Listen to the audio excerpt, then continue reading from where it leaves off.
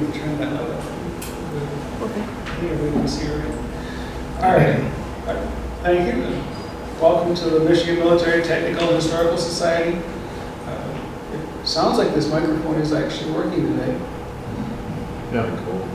Kind of rigged this up this morning, so we had some issues with it. So this is the first presentation for the fall 2016 lecture series. We're welcoming back Joann Puffer Kotcher, Dolly. It's her second appearance here at the museum, and always a great tale. I did want to point out a couple of, we do have some things coming up for the fall lecture series. This month, October 23rd, we're going to be doing Bicycles in Wartime, a presentation by Mike Unsworth. November 6th, we're going to be talking, they have Lynn Anderson coming in to talk about the rose gardens that were in Mount Clemens, and in particular how they employed Japanese internees during the Second World War. And December 11th, we will have Dan Heaton will be coming back and talking about Coast Guard, history of the Coast Guard on the Great Lakes. We do have a presentation scheduled for January. It's going to be on the Korean conflict.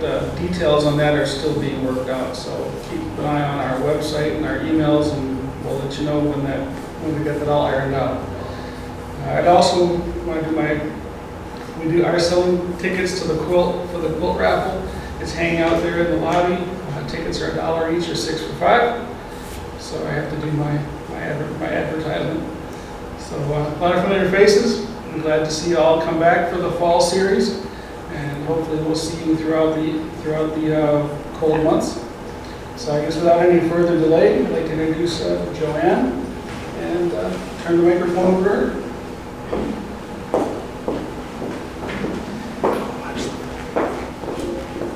Thank you, Chris.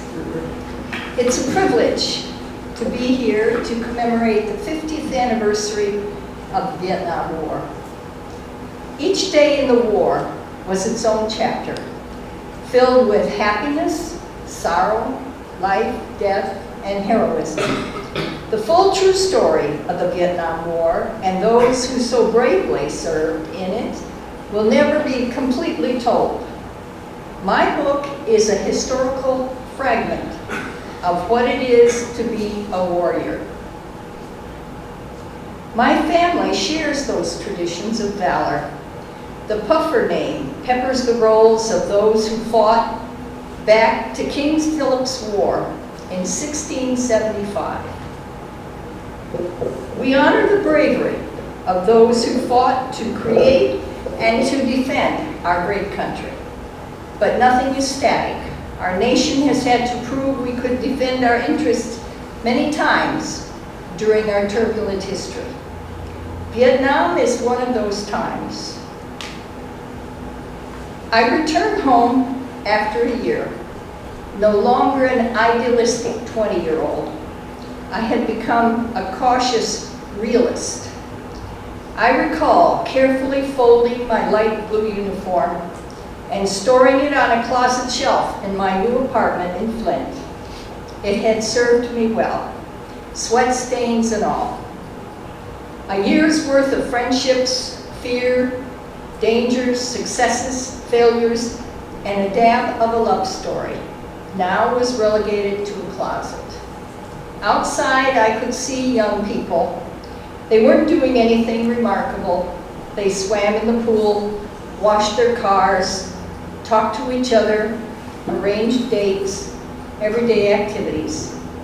This had all become foreign to me. I was a stranger in my own homeland. I was no longer a participant, but I felt a pride that I had helped protect their way of life. I was a donut dolly, proud member of a division of the American Red Cross, going back to the First World War.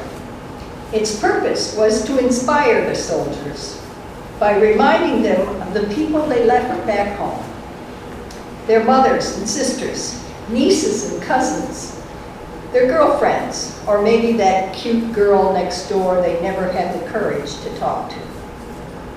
We were close to the men. We were a letter from home. One veteran told me everybody was in love with a donut dolly. The Red Cross warned us in training, the soldiers wouldn't love us. They loved the recollections of their home, their family, and their country, and things we represent. That's what they saw when they saw me. One veteran told me, when we saw you, we left Vietnam for a few minutes, and we were home. When I arrived in Vietnam, I was a donut dolly, a recreation supervisor. I had 14 months of experience with the Red Cross in Korea. Soon after my arrival in Vietnam, I almost joined my patriotic ancestors. On Thanksgiving in 1966, when everybody was getting ready to turn in, a few officers were standing near a bunker. One had acquired a bottle of cheap champagne. They offered me a taste in a small paper cup. As the officer poured my portion, we heard 3 sniper shots. Crack, crack, crack. Bullets exploded a few inches from my head. Everyone dropped to the ground. I realized that the sniper had targeted my light blue uniform with me in it. The Red Cross might as well have painted a bullseye on my back. The Viet Cong wanted to kill a donut dolly. It would be debilitating to the military's morale. This time, they missed. Thank you, Lord, for people who can't shoot straight. Why the name Donut Dolly? In World War II, young American Red Cross women passed out donuts and coffee to the troops in rest areas in England. The men called them donut dollies. The name stuck through Korea and then in Vietnam. In Korea, we had recreation programs with games and stories and donuts. In Vietnam, we didn't have donuts. In the words of one mess sergeant, it was too damn hot to make them. I served first in Korea for 14 months, and then 12 months in Vietnam during some of the most ferocious parts of the war, 1966-67. Some of the time we could give recreation programs. More often, combat vehicles took us to the frontline foxholes where we could visit with our soldiers. We went wherever commanders requested. That was our job, 7 days a week. Show us the map, please. The publisher told me that any place I mentioned in the book had to be shown on the map. So this map shows everything that I mentioned and all the places where I was. I traveled from the Central Highlands, which is up there by Pleiku and An-Khe, where this man was, to the Mekong Delta, which is 3 Corps, which is here, from the South China Sea to the Cambodian border. You can see I Corps up there. I didn't get there. I was mostly in 2 Corps, which is the central part, which ends on this line.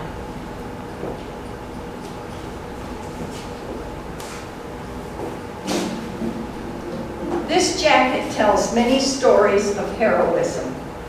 Some of these are the patches I actually wore. The rest are patches the soldiers wore in combat. I have about 3 dozen. And that's not, there are other places I went where nobody had patches. So nobody. Yes. Why don't you get them on the outside so everybody can see them? Because this is officially the jacket that I was allowed to wear. And on the outside, we could only have the special insignia that of the unit where we were. At the time, I was with the 1st Cavalry. I had to have my name on this side. It had to be my first name. And on this side, it had to be the patch for the Red Cross. Otherwise, you're not allowed to wear anything else on the jacket. And I didn't want to throw the patches away. So I wanted to keep them, and they were always here. And whenever I took the jacket off, the guys could see the patches. Then they would say, "Oh, here, you don't have my patch." And that's how I got most of them.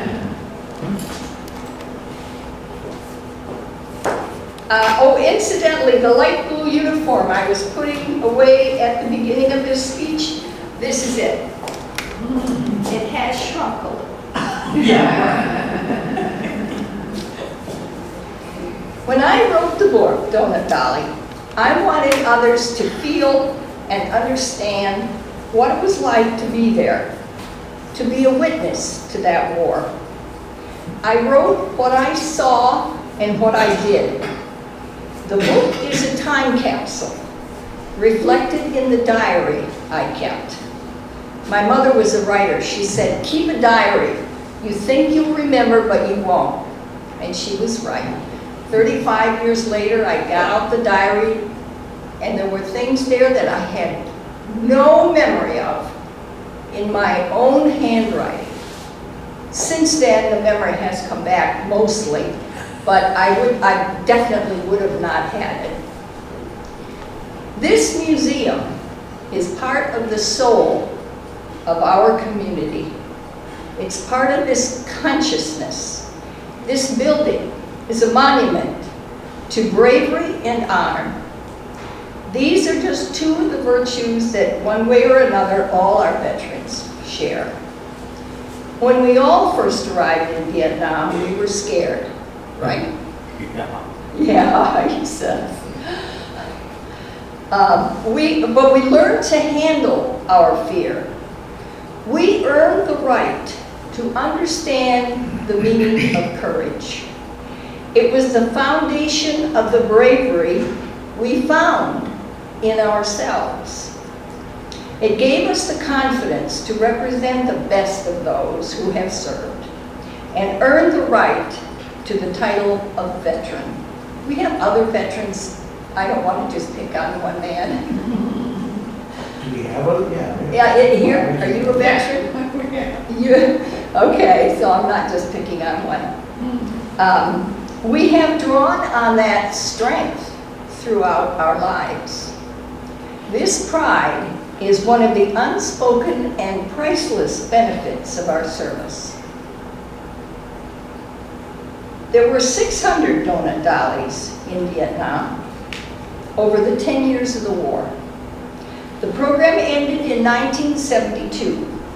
As our military slowly left, the country became too dangerous. Here is my favorite story out of the book. Page 66. The book is written as a diary. Monday, November 21, Zion was the name of the place where we were. That was in the 1st Infantry Division. I was tired at the end of that day. I dragged myself to the mess hall for supper to join the 3 friends. Lieutenants Jones, Peterson, and Wilkes sat in alphabetical order at their usual table. I loved to eat with them. They always laughed. Lieutenant Wilkes was ready with another story. We were in a field position. Everybody knew there would be a mortar attack that night. You could feel it in the air. Everyone was scared. Jones and Peterson looked sober. Wilkes cast his eyes from side to side as if he looked for the enemy. As soon as we came into position, we started digging holes as fast as we could. Night came, and right on schedule, the mortars started raining down. All hell broke loose. It was a heavy attack. Jones and Peterson were quiet. They had probably been with Wilkes at the time. He continued. I fell into my hole as the first round landed. I stayed at the very bottom for a long time before I got up nerve to stick out just the top of my head and look around.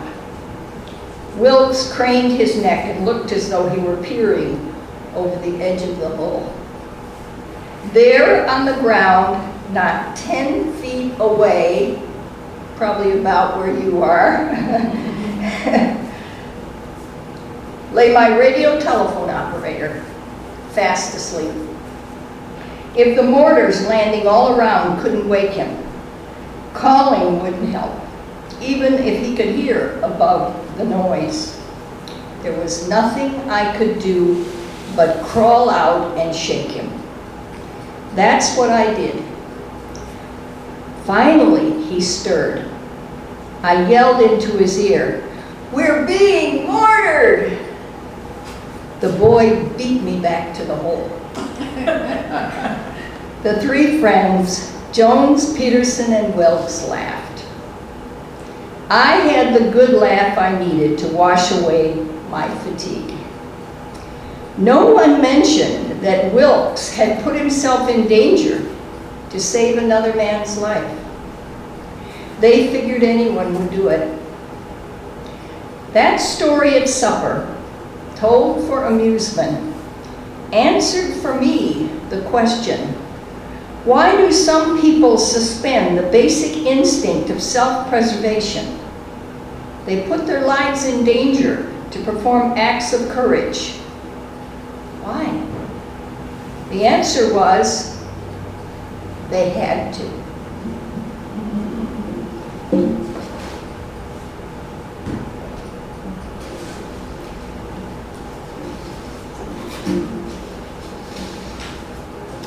General William Westmoreland, commander of military assistance, invited the donut dollies to serve alongside his soldiers. We didn't know it, but that was the first time women were allowed in a combat zone. The donut dollies went in right after the first landing of Marines. The Marines landed up in I Corps. Not sure exactly which place they landed. I was the 45th donut dolly to arrive in Vietnam, and one of the first ones to go into the battle zone. Women in the combat zone was bold in 1966. Today, women have the right to work in most military specialties. And as a consequence, civilian women have made parallel progress. Imagine, General Westmoreland, a military man, is responsible for spearheading women's rights.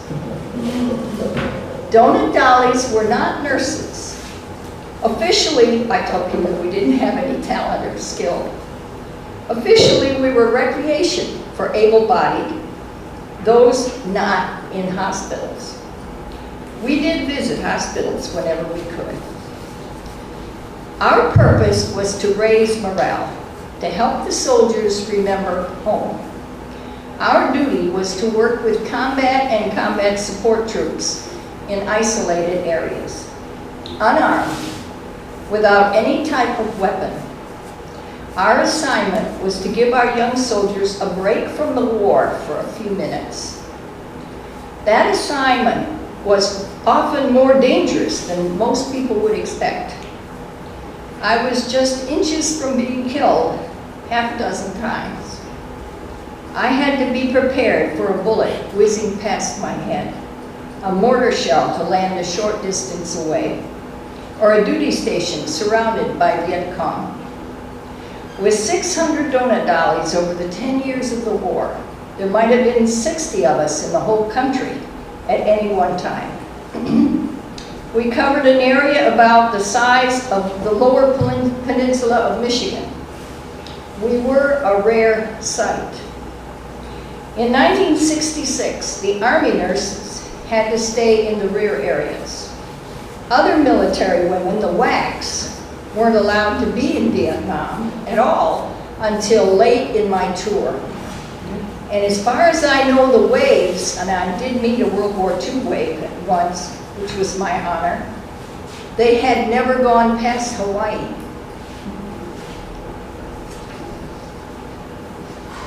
The gift of my war experience from our military is why I had to write the only book that chronicles the life of one of the first women allowed in a combat zone. Ever since leaving Vietnam, I have seen that there have been controversies about the Vietnam War, many misconceptions. I'm including this because I think you folks are more interested in history than most other groups. Too many misleading headlines from that era and outright lies about Vietnam have over time become accepted as facts. I felt this book was not optional. It was my obligation to tell the story of our real soldiers. The publisher told me, I can't publish fiction. This is the University of North Texas Press. He has to publish straight history. I had to personally verify every statement I made with another primary source. Also, because Donut Dolly was being published by a university press, it had to be peer-reviewed for the opinion of 3 experts on the war. While I was working on the book, I knew that everything I wrote, someone might read it who had been there. That turned out to be true. People who were there and who saw me have said that what I wrote is factual. They remember, and they remember me 5 decades ago. We made a deep impression. While I was writing, when I needed a piece of information, I would send an email to a veteran I knew who had become part of my database of experts. He would send the question to his fellow veterans. Before long, up would pop an answer from someone from 6 degrees of separation. And that included people from foreign countries, as Australia, Germany, and sometimes even Alabama and Mississippi. Someone who knew. Like, for instance, how many rounds do you put in a belt between the ones that glow? Tracers? Tracers. Yeah. Yeah. How many rounds are there between tracers? So I think that made the rounds of 3 or 4 people before I got somebody. Do you know the answer? Well, if you're talking in the 60 bandolier, maybe 7. 7? Yeah. Okay. He said 3 to 5. This was, I don't remember. It depended on what your assignment was. Yeah, and it depends on your rate of fire too. Yeah. You know, something that fires a little bit slower, yeah, you bring them in more. If you got a fast rate of fire, you got to spread them out a little bit. Yeah. Or else you won't be able to count what you need. Yeah. And Yeah. besides, it gives away your position. Yes. So you don't want Yeah. too many of them. Exactly. Yeah. Okay, let me see, where was I? Oh, someone who knew, and he would tell me. And he would tell me also how much he appreciated the donut dollies. And then the veterans up and down the email chain would send me jokes and pictures of their family, their pets, and their photos of the war, and above all, prayers. And they would tell me their memories of a donut dolly and how much they appreciated seeing one of us in the stress of a vicious war, far from home, over 50 years ago. It's an honor to be part of their memories. Plus, they would send puppies and kittens and all kinds of great things. These were the soldiers the media called baby killers, and who some Americans spat upon. This is why I wrote the book. I wanted people to know this about them, our veterans. These are the people who verified my stories and told me I was right when I questioned my memory. While I was writing and researching, I turned up facts that I wasn't looking for. For example, I have seen that people are convinced, people who don't really know anything about the military, that most of the soldiers who served in Vietnam were killed. That is not true. The number of people who were killed in Vietnam was 58,000. That's a lot. Everybody accepts that number, and it was over the 10 years of the war. In 1966 alone, the number of people who were killed in auto accidents in the United States was 50,000. 58 killed over the 10 years of the war. We killed 50,000 on our highways at home in 1 year. The number of people who served in Vietnam was 2.6 million. So as a math teacher, I figured it out, that's 2%. 2% of the people who served in Vietnam were killed. Not only that, that is the same percentage, believe it or not, that were killed in World War II and in Korea. It wasn't until years later that I found that out. That number is logical when we consider what Colonel Chester B. McCoy II, a combat unit division commander, explained in a letter to his wife. He said, "Only 1 man in 3 in this brigade kills the foe. The average number for the theater is perhaps 1 man in 8. All the rest are sock counters and paper pushers, pill rollers, and legal clerks." The Army is a complex operation with cooks, mechanics, and other soldiers who rarely are involved in fighting. It's accepted that 10% of soldiers in any war actually shoot a rifle or artillery piece, fly a plane, or have other direct contact with the enemy.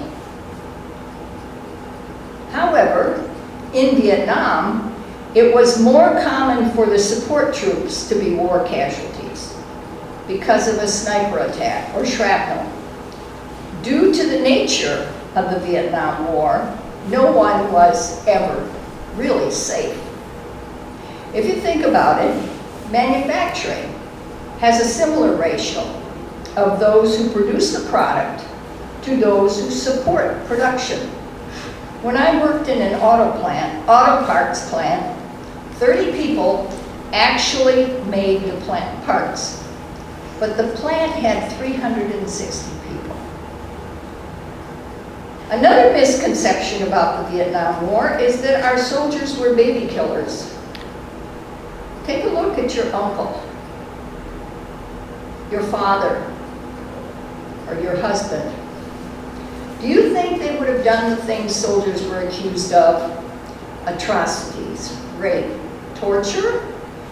In my 8 years of writing and research, I didn't find any evidence of that. But these made good headlines. If it bleeds, it leads. Sometimes the press took a minor incident and blew it up out of proportion. What made the Vietnam War so different from others? Earlier wars had battle lines, the front and the rear. The fighting was at the front. The front lines moved as we won or lost territory. The rear areas were safe. In Vietnam, we had islands in the middle of enemy territory. These were bases of operations, surrounded by perimeters of defense. These were like forts in Indian territory. Small units would go out, patrol the countryside, attempting to engage the enemy. Hostile units would attack the perimeter periodically, probing for weak spots, lobbing in mortars, and generally harassing us. One complaint of the younger officers that I heard was that they would find the enemy, attack them, capture the area, and then return to base. As soon as our forces left, the Viet Cong reoccupied their property. We would capture the same area over and over. We didn't hold it. I didn't know until only a few months after I started writing Donut Dolly that the strategy in the Vietnam War was not to capture territory, as in other wars. Westmoreland's strategy was to kill as many enemy as possible. He went by body count. If we killed more than we lost, we won the battle. We believed that eventually the North would lose so many people they would give up. Our isolated bases required a large number of people to guard and defend perimeters. The whole country was a combat zone. Anyone traveling outside a base or going from one base to another was vulnerable to ambush or attack. No area was safe, even our bases. People ask, was I scared? No, I was terrified, until I got used to my surroundings. The enemy was all around us. Artillery fired day and night. Bugs crawled everywhere. The day shift of insects, like loyal workers, were always on time, nibbling on any exposed body parts. Sirens woke us every night, and we had to grab our combat gear and run to a bunker. We sat there for hours, slapping malaria mosquitoes, waiting for a shell to land on us and kill us.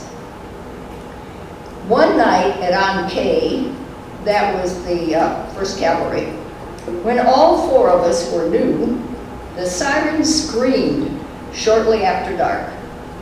We weren't in our tent where we could grab our combat gear. We just ran from wherever we were and dove into our bunker. The 8 nurses from the hospital dove in behind us, and some random soldiers who happened to be nearby. I lay on the floor where I fell inside the bunker. It was pitch black. I couldn't see my hand in front of my face, not even when my eyes got used to the dark. Nothing. No one dared to move. You couldn't see where anyone was, or who anyone was, male or female. If you moved an inch, you felt a body. From comments in the dark, from disembodied voices, I calculated there were 15 people in that 8 by 10 bunker. 8 nurses, 4 donut dollies, the chaplain, who was a captain, a lieutenant, and a major. I noticed that the only person in the bunker who was armed was the chaplain. The mortars crashed around us. Then our own artillery, the big guns, began answering. We dollies jumped and froze with fear with every explosion. The lieutenant laughed. He said, "You know what they say, don't worry, you never hear the one that gets you." That didn't help. The major was more sympathetic. He told us, "Listen, if you hear a boom, you will hear a swish." We listened. We heard boom, swish. He said, "If you hear the boom first, then the swish, it's ours going out. The gun fires, the swish is the shell flying overhead, and the other boom, when the shell lands, is so far away you won't hear it." You're nodding. You know all this? No, You're just understanding it. I'm understanding. Good. I love it when you go along with me. I learned later while writing Donut Dolly that guns are never allowed to fire over people because a short round could always land anywhere under the path of the shell. That precaution was out the window, evidently. Oh, yeah. Oh, yeah. Yeah, I'm sorry. Red light I can't answers. do anything, but there's somebody standing? No. No. No. Red leg is the nickname for artillery, and red is the color of artillery, Yeah. and you're dressed appropriately. I didn't even think about that. It's natural. In the blacked out bunker, the major told us, if you hear the swish first, then the boom, it's an enemy mortar coming in. In my mind, I finished the thought, that's the one that might get you. We relaxed a little, listening to the boom swish. Then we heard it, swish, but no boom. Everyone froze. It sounded like it was right on top of us. We held our breath and waited for the explosion. Where? And we waited and waited. It never came.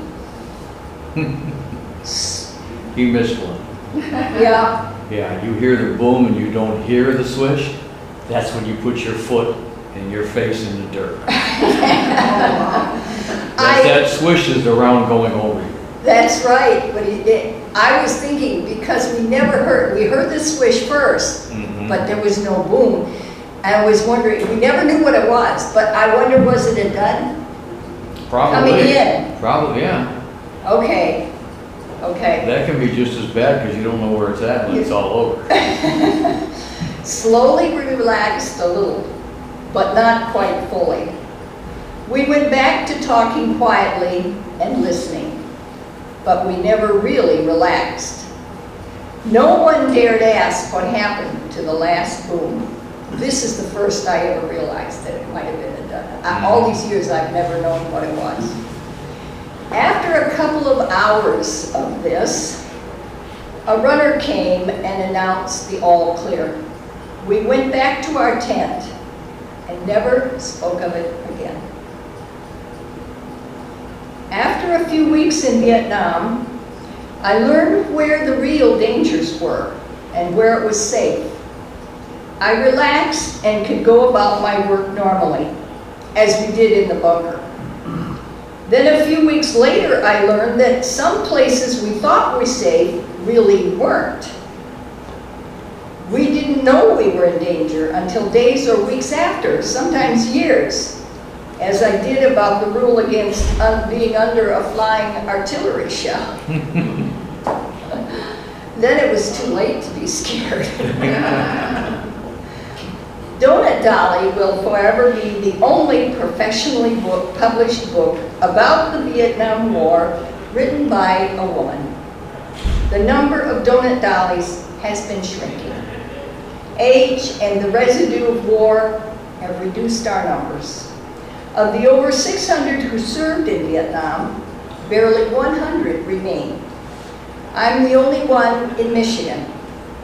The other Michigan girl, who was from Traverse City, died 2 years ago. It's ironic that the only girls from Michigan who served in Vietnam lived within a few miles of each other in the States. At the time, my home was near Traverse City. Donut Dolly. An American Red Cross Girls' War in Vietnam was conceived in a diary I kept in Vietnam. That and many pockets full of ragged memories. I began writing the book in 2003. The final draft was published in 2011. I dedicated 8 years researching and writing the book. If it were a child, it would be 8 years old and in the 3rd grade. It was worth it. I had to find primary sources for a case full of faded pictures and the scribblings in my diary. Almost 50 years had blurred my memory. As time will do, some of my memory was stolen by age, that unforgiving devil. Weeks of research and personal contacts led to hundreds of new friends. When the book was complete, almost a decade of blood, sweat, and love, was accepted by my publisher. I could not use books or periodicals for references. What I wrote had never been published. I had to use people, eyewitnesses. I contacted veterans organizations. Their members verified facts. They talked to me when they would not talk to anyone else. Veterans still think of me as a donut dolly, one of them. One soldier who learned that we had both been at landing zone bedding at Fantillette told me we both trod the same dirt. The University of North Texas Press, my publisher, was as demanding and vicious as a colleague I had taught with in Flint, Sister Mary Godzilla. But it was the university's money that would back the book. Close enough was not good enough, according to Ron Crispin, the man with the final word. Last October, the Daughters of the American Revolution honored Donut Dolly with their National Award for Women in American History. I was proud and humbled. Donut Dolly was nominated for the Distinguished Writing Award by the Army Historical Foundation. That's like getting an Academy Award. You're nodding. You know about them? No, but that's fabulous. Isn't that? And in April this year, National Geographic included a piece about Donut Dolly in their new book, Veterans' Voices. Talk about name dropping. Earlier this year, the publisher told us we are going into a second printing. I had no idea it was that popular worldwide. I never heard of a second printing except for textbooks. The American Library Association has recommended Donut Dolly for school and public libraries. Some of you may want to donate some signed copies to your schools, your libraries, and your museum. You may know someone who would enjoy it as a Christmas gift. My diary and the book cover 1 year, a year that seemed an eternity. My book is really our book. It's a collaboration with my husband, Dave. He's the writer in the family. I had the stories and the facts. He had the words, the nouns and verbs that made them come to life. Our book is a time capsule of both heroism and history. It's a university bestseller. Talk about being excited. It has received 33 national and international literary awards. Now, is he a good writer or what? That's right. Commanders asked Donut Dollies to take risks. Our visits meant so much. We dove into bunkers alongside the soldiers. We were fellow warriors dressed in sky blue. The soldiers with the most need were the ones in the most danger. I was a civilian, not allowed to carry a weapon, but our brothers accepted me as one of them. I had shared their discomforts and dangers in Vietnam. Bone-rotting heat, boot-sucking red mud, incoming mortar shells, hours of crouching in bunkers crawling with scorpions and rats. These are some of the pictures that I took in Vietnam. This is from Korea. That's when I first got the jacket. This was our transportation in one of the units. Next. We went and visited the men out in the field, and I'm carrying donuts there, so we went around and passed donuts. We actually had donuts. This was cool. When I was changed from one place to another, they gave me this transportation. I thought, oh, jeez, this is so cool to ride in this airplane. This is one of the units in Korea. That's me on that end. And the units were big because Korea had been there for 10 years, so they were very established and there were a lot of people there. Yes. Now we're going in Vietnam. The flight from Saigon to my first assignment on K lost an engine, had to stop at Pleiku. So we got out and walked around while they were fixing it. And I happened to see this guy, and he turned out to be a reporter. Next. My home on K was one of these general purpose tents. And this one of the other girls, one of the guys, and we're comparing my tan to their tan. Wow. I just got there, and they'd been there for a couple of months. Sandra came in from the Philippines, I believe it was, and so she was already tan. They were drawing Red Cross people from all over the world to go into Vietnam when we first got there. Next. This is the modern Army mule. And those are the tents at the hospital, those are the doctors, and then our tent right next to it, and the nurses. Next. When I first got there, the Red Cross field director took me on a tour of the village of On K, which is just outside the base. He was a different unit, but he kind of kept an eye on us girls. These are some of the local ladies. Everybody wore the same clothes. It was amazing. You'll notice that a couple of them are barefoot. The trash there is an open sewer in the village. They're walking through it barefoot. Okay. Yeah. This is the school. I used to be a school teacher. My mother and father were school teachers. My aunts and uncles and cousins were school teachers. I was scandalized. The traffic is roaring by. You know that these trucks don't have big mufflers. They make a lot of noise. There are more kids on the street than there are in the school.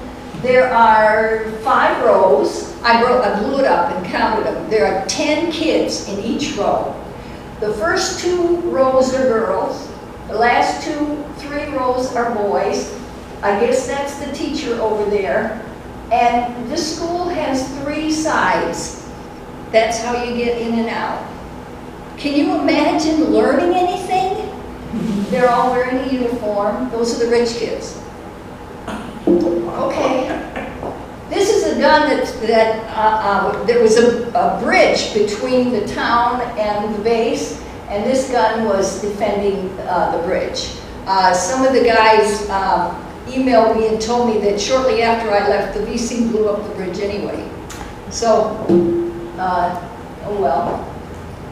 This is the interior of our recreation center, which was 2 of those great big general purpose tents, end to end. And then there was a 2-man tent at the other end of it for the office. And this is one of them. And that's me. I was sitting there watching a card game. Our tent was right across the road from the hospital. They put us in the safest area, right where the nurses were, because we had to stay in special quarters anytime where we lived. And the helipad for the air ambulance was right across the street from us. So I stood in the front doorway and took these pictures when we had a big push. Yes? That looks like a MASH movie. Exactly. This was a MASH hospital, a MASH, Military Surgical, Army Surgical Hospital, whatever it was. Anyway, that's what this was, actually, just like, and there was a really big fight and a very big push, and the helicopters were coming in on top of each other, one after another, for about 3 days. And then after that, bigger helicopters were carrying bodies in. But that was the only time I ever saw a hospital just overloaded. When was that? What year? That was May '66. That was the 1st Cavalry. I forgot what they said the battle was. But when you listen to the nurses, it sounds like they were on 24 hours duty for 365 days.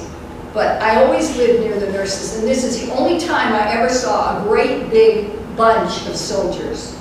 So, of course, that's all they talk about is when it was really bad. But we only had that once.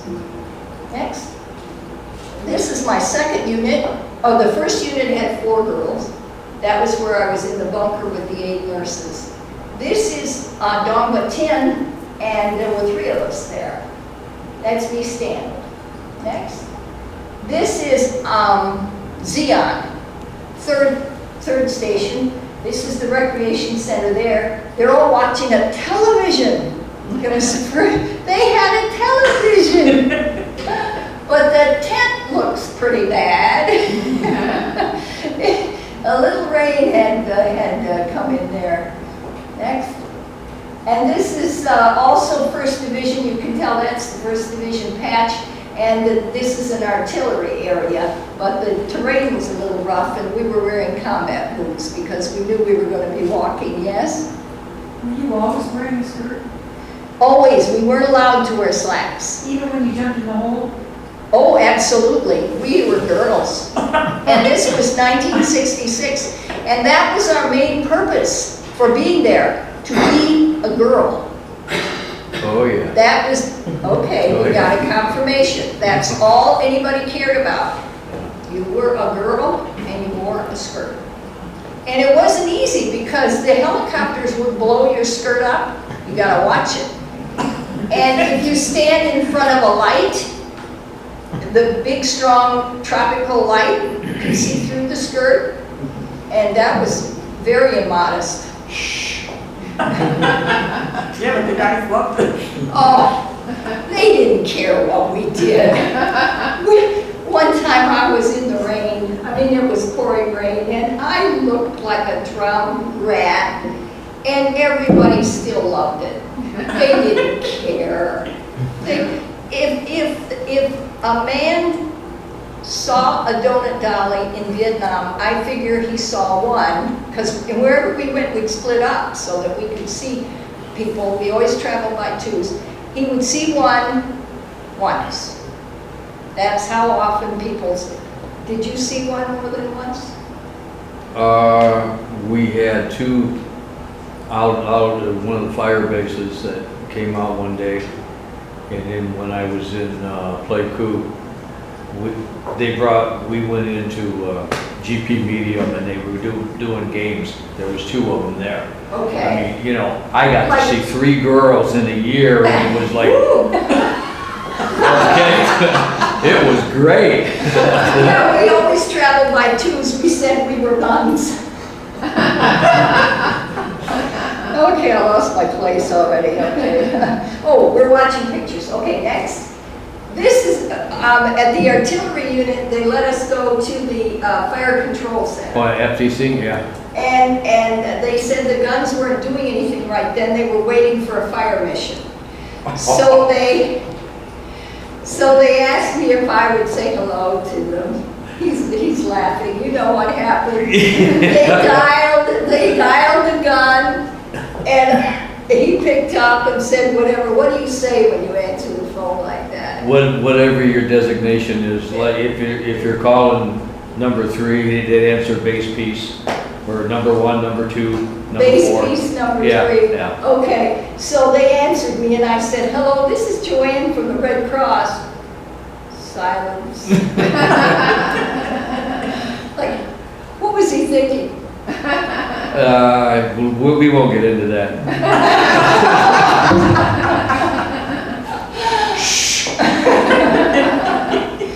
Anyway, it shocked them out of their socks. And they knew it.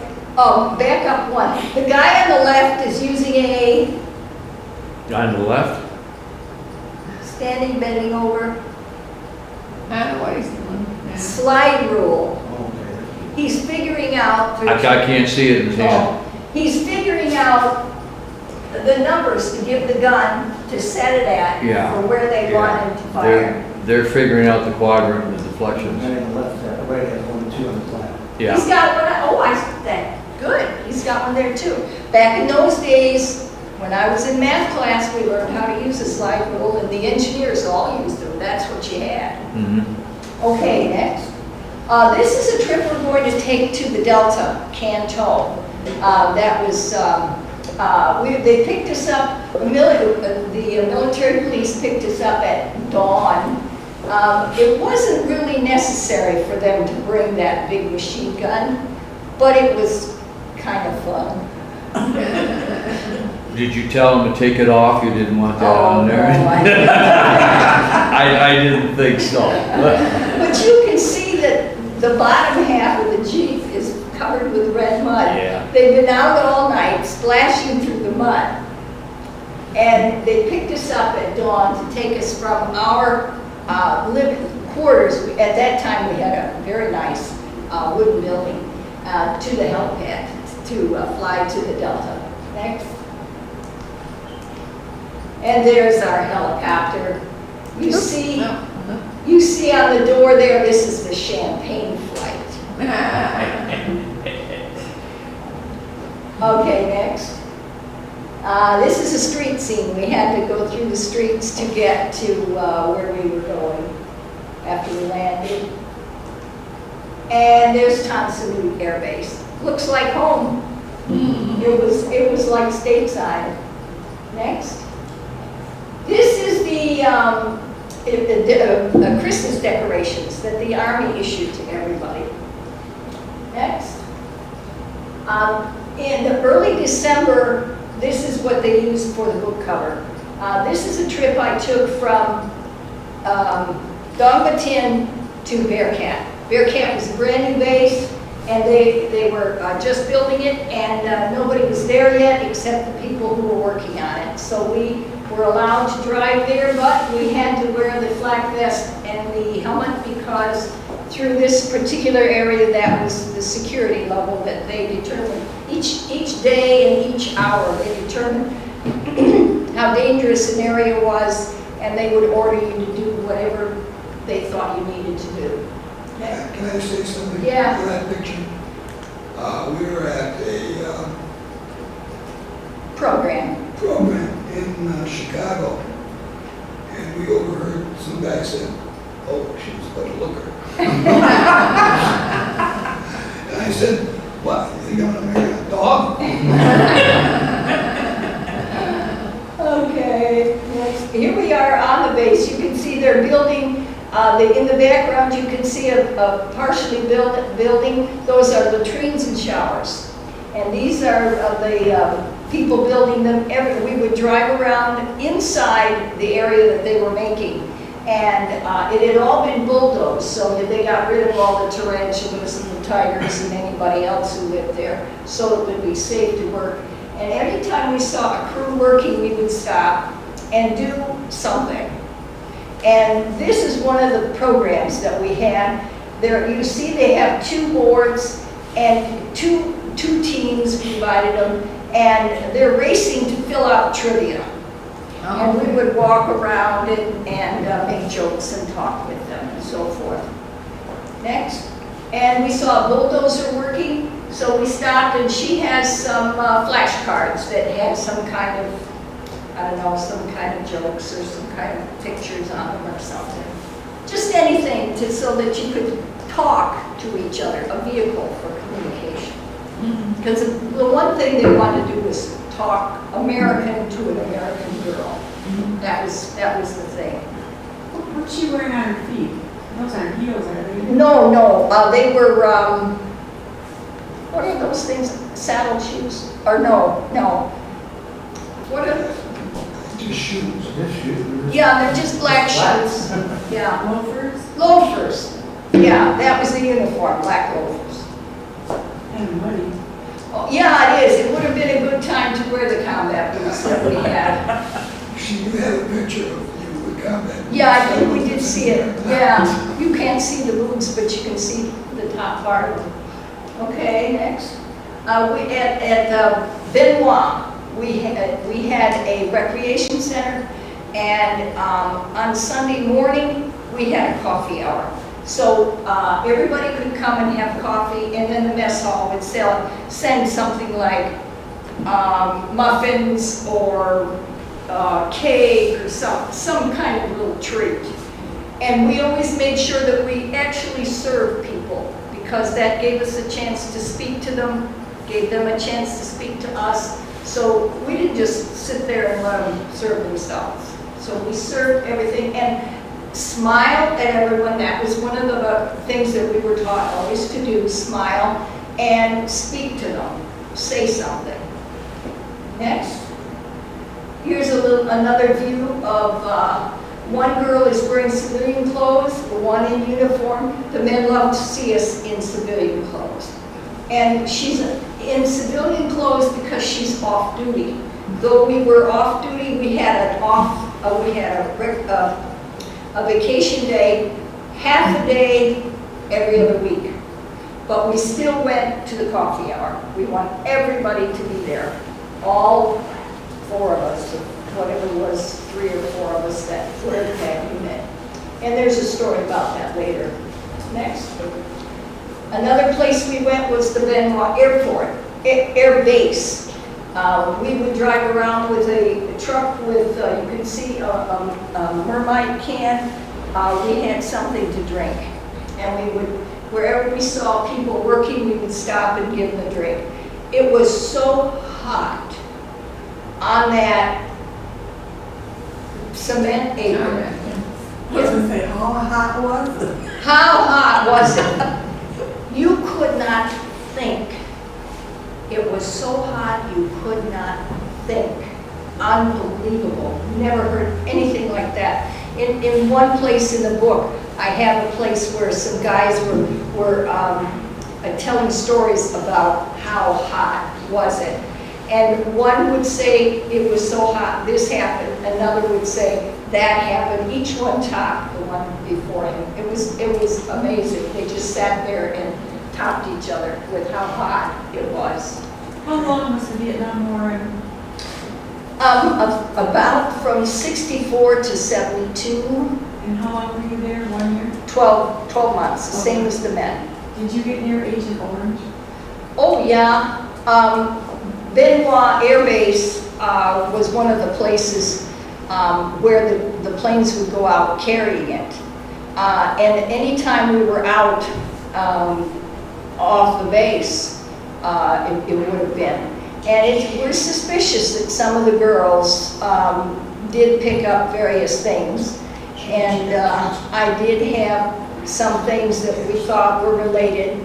But the interesting thing was we weren't covered by any benefits of any kind. Because it's like a company. You leave the company and your benefits are done. Do you want to mention for a second that plane in the background? Oh yeah, the plane there, these are the jet planes that went up to the north to do the bombing. And you'll I notice thought that that, was a U-2. no, that one's not. That's a jet plane. That's one of the first supersonic planes that they had. And I got to sit in one. It is so cool. And those walls were put up to protect the planes, but they also cut off any breeze that there might be. And if the VC could get in and could set off an explosion or throw explosives in to destroy an airplane, those walls would stop it from destroying all the airplanes in the row, which is sometimes one of the things that happens if you don't take precautions. I didn't know it at the time. Someone told me a couple of years after I got back that a couple of years before, or shortly before I got there, there was an attack at Benoit Air Base, and they did destroy some of the planes, and some of the people were killed. So this evidently was put up as a result of that. Next. Highway 1 is the main highway in the country, and whenever we went to Saigon, we would go down Highway 1, and this is one of the scenes. There would be a convoy, something would happen, they would have to stop and wait for something to be repaired or something like that. So They were waiting for something to happen. Next. This is one of the trips to the field. The guys are out in the field, and the commander thought that they were resting, maybe the DC was far enough away, so they would invite us to come. As you can see, back in the background, I don't know if you can tell or not, up near my head, but in that direction you can see a patrol passing. They look like shadows. And there's a game board here, and this is another one of those competitive, this was a game. We had two teams, we made a bunch of these up. We'd have two teams, and we'd ask a question, and whoever could answer it first, his game piece would move. And whichever side won, they just had a good time doing it. And if we could get them shouting and laughing and forget where they were and what they were doing, that was our goal. Next. This is a trip to Nuevan. Did you know about Nuevan? It was a mountain, which translates to Black Virgin Mountain. In the middle of a flat plain, there was this mountain. And on top, we had a bunch of electronic equipment for radios and radar, all that stuff. Oh, that was countermeasures, yeah. Okay. Okay. And the small crew that's there, totally isolated. And we went up and we were there for a few minutes. Our helicopter waited for us, and you can see that the blade has not stopped. The helicopter has been kept running. The tail rotor is running, the main rotor is running, and if we need, and we're above the clouds, you can see the clouds there. And they are ready, they don't have to wait for it to warm up or anything. If we need to go, they can get us out of there real fast. And coming up the mountain are some porters bringing up supplies. We own the top of the mountain. The VC owned the sides and bottom, all around it. But they allowed the porters to carry supplies up on their backs, as you can see there. It was a crazy war. Next. This is a visit we made to a unit that was coming off a night patrol, where they would probably have had set up an ambush, and we don't know what they were doing, and we didn't ask. But when they showed up for breakfast, we were there, and there again, they were flabbergasted.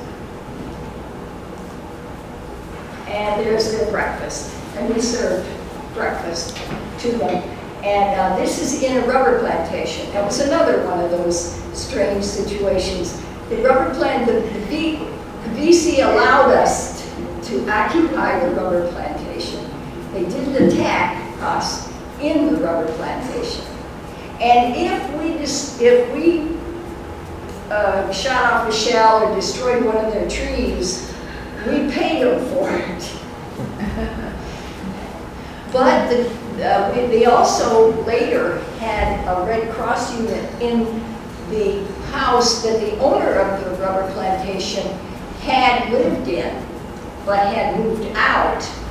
And one of the girls said, who was there, realized that he moved out because he died. He was standing on his front porch, and a sniper killed him. So when she was standing on the front porch of the house where she was living, she thought about, I wonder if there's a sniper here with me in his sights. Next. This is one of the trips we took with the Special Forces. You can see that our escort is a Special Forces officer. And who's that with us? James Carter. Yes, it is. James Carter. You got it. He was visiting. And the Special Forces, when they had a nice trip, they would tell us, come on along with us. And they were going to hop from. The Special Forces had little bases dotted around in the jungle. And they had a helicopter that would carry supplies around, because the only way in and out was helicopter. And when they were going on a trip that might be interesting or something where there wasn't too much going on, they would tell us, and we would hop on and ride along and visit the bases as we were going along. And one of the times he was there, oh, I have loved James Garner. Ever since Maverick, I have loved James Garner. And he did not disappoint. He was so nice. In the book, I talk about it. Was he in the service too? Yes, he was in Korea. He had a Purple Heart. I looked him up. Army? Army. Wow. Yeah. He was. I don't remember now. Marines. Oh, I get correction. Okay. He was a Marine. I believe he was. Yeah. Okay. Korea. Okay. Yeah. Oh, isn't he pretty? Okay. That's me, the blonde. I didn't get to hold him. The Special Forces officer jumped in and Darling beat me to it, I know. Next. This is a trip to the Delta. Canto is where we went, and the special three-corner hat is worn by the unit which they call the Old Guard. It's the oldest continuously operating unit in the Army, started under George Washington, and they have a unit which is the one that guards the Tomb of the Unknown Soldier. And if you Google the requirements for those tomb guards, it will blow your mind. Most of us probably couldn't qualify. And these guys were special. They were special. This is the way a person's house in the Delta. The Delta was a high tidal area, a special high tide there. Here is high tide up. You can see how high the water is. The road is on a raised bed. The house is on a raised mound. And there's a fish net in the back. And instead of chickens, these people raise ducks. And in the morning, the tide is high. Next. In the afternoon, the tide is low. And they dig for clams. Our driver told us to watch carefully because these people could have grenades in their clam baskets. They could be bending over, looking like they're picking up a clam, stand up and throw a grenade into the Jeep. So keep an eye on them, be ready to dive out of the Jeep if you saw something coming. Next. This is one of the projects that we had in the Delta, a bridge across this river. It is under construction by our engineers, and we crossed the river in that motorboat, which you can see leaving there, and we're walking over the gunnels of some boats that have been tied together for a way to get to the land. They told us that the VC were quiet in that area and they didn't bother the bridge until it was almost time to complete it, and then they would blow it up. And then, well, why blow it up when nobody can use it? Wait till it's almost ready to be used and then blow it up. So then we'd have to build it again. And divers had to check the supports every day to make sure that there wasn't any explosives on there. They were just harassing. Next. This is one of the most dangerous things, is the dust in the dry season. A helicopter trying to land blows up dust so the pilot can't see. When you can't see, you have no idea whether you're right side up or upside down, or how high you are from the ground, of course. They have to use instruments, and when you're that low, it's really tough. And this is where there were a lot of accidents. Did you want to say something? Speed it up. We're late. Oh, shoot. How late are we? We're over. Okay, next. This is some prisoners of war who were in one of the camps. I would have thought they'd been locked up, but that wasn't the way they did it then. So, okay, we can stop there. Oh, I don't know. Which story should I cut out? Last two. Cut out the last two, okay. No, those two are too good. Huh? Those last two are too good. Yeah, put in is better. Okay, And who wins all the arguments? you do. Okay. Okay.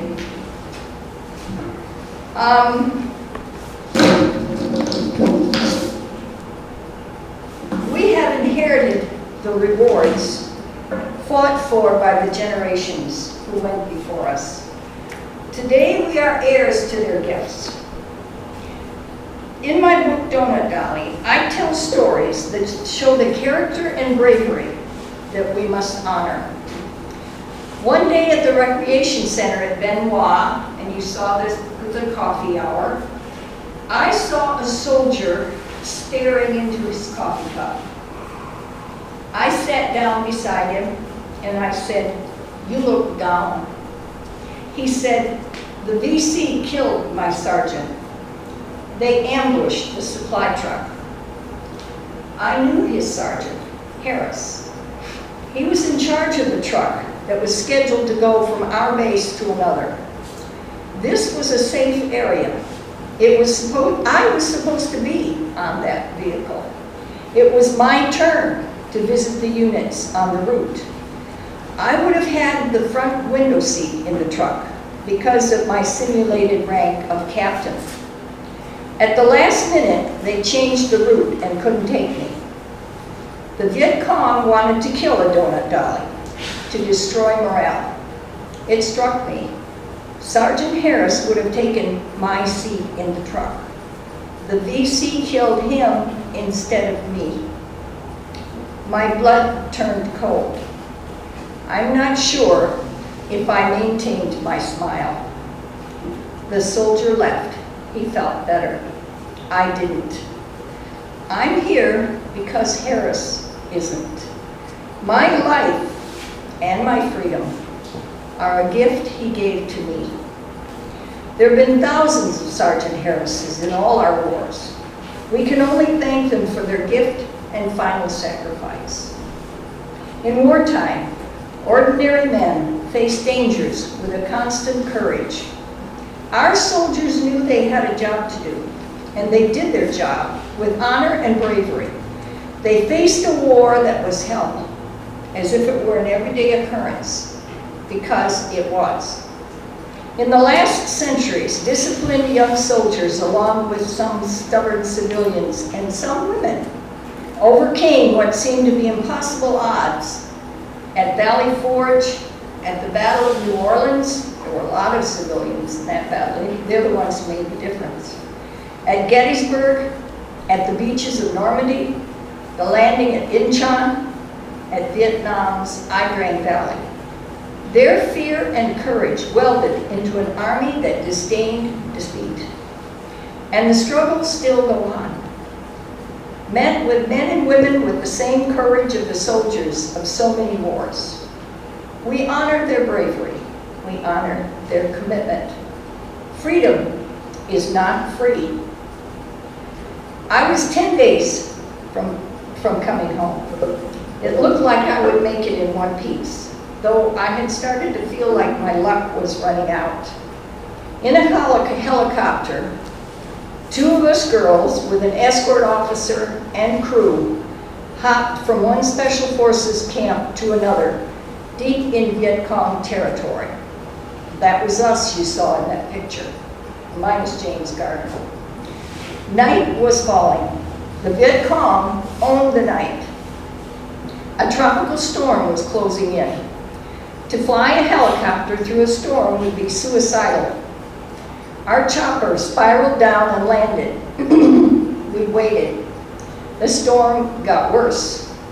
The weather report said it surrounded us.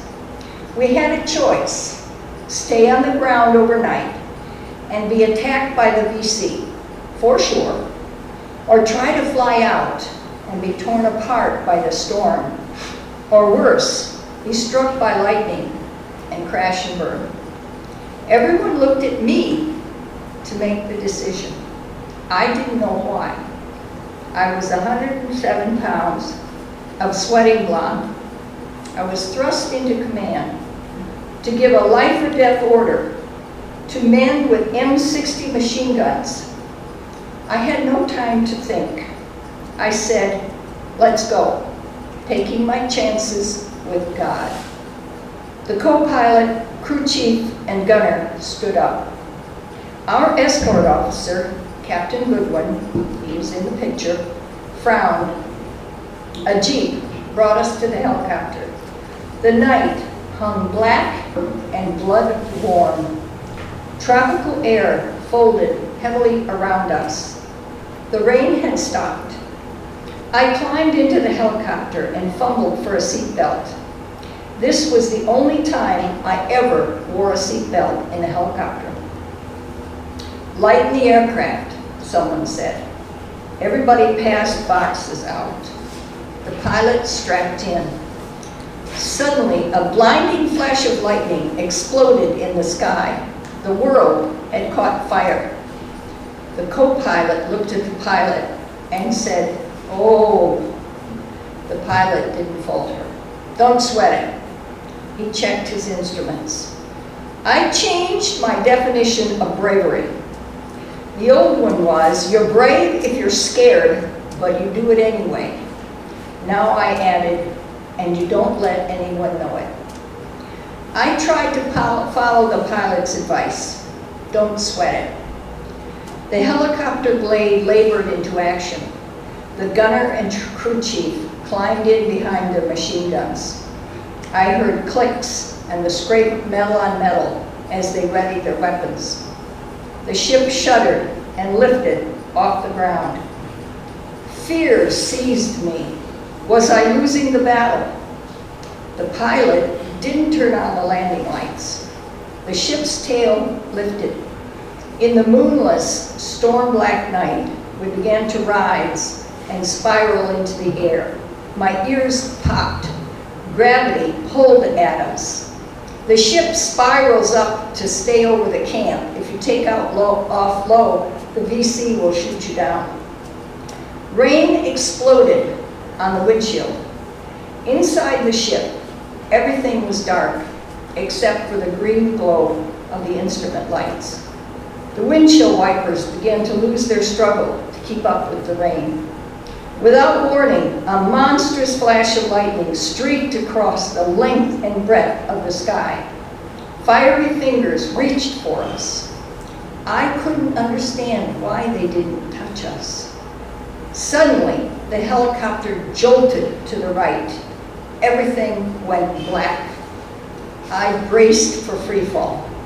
Instead, the ship shuddered for a few seconds and righted itself and kept flying. The windshield wipers resumed their assigned duties. The instruments glowed green again. We and the ship were still alive. The gunner on my side of the helicopter, beside his 60mm machine gun, was asleep.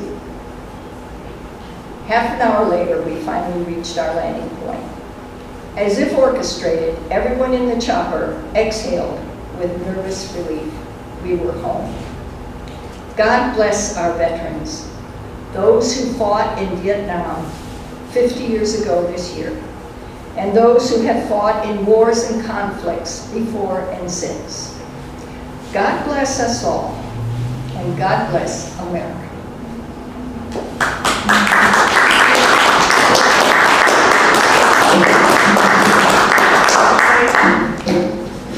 You got a question? How much is your book? $25, that's the price set by the publisher. Yeah, this is pretty funny out here. We have look control. Got a question. Question, yes. Well, you didn't get into, how did you get into this? What was, How did I get in? yeah, What what possessed you to join it? You know? When I was a year out of college and I was teaching school, I went to visit my sister who was at, she was a WAC, and she's in the book. And I stayed with her for a little while, and her roommate had an interesting plaque, and it had a red cross on it. Yeah. And I thought that was the most beautiful thing, that Red Cross was so pretty. I asked her what it was. And she said it was a going away gift, that plaque, from a unit she had been at in Korea, a job she had before she joined the WACs. So I asked her, what was it? How do you do it? And I went and signed up. So I went to Korea, and while I was there, Vietnam started. So I was home for about 6 months, and then I went to Vietnam. And I talk about it more in the book. Other questions? Oh, it's been fun talking to you. I love talking to you. Thank you. Thank you.